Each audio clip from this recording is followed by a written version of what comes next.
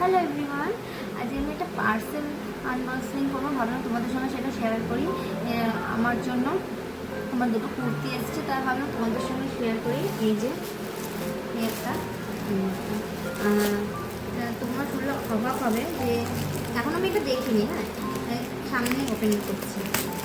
আমি এটা আমার ফার্স্ট টাইম আমার জন্য অনলাইন শপিং। আমি টুকটাক অনলাইন শপিং করি, কিন্তু আমার জন্য করি না। আমার জন্য আমি সবসময় অফলাইন থেকে কিনতে ভালোবাসি। তা ভাবলাম যে এটা দেখে পছন্দ হয়ে গেলো, তো ভাবলাম চলো আমি এখান থেকে কিনি। আমার এখন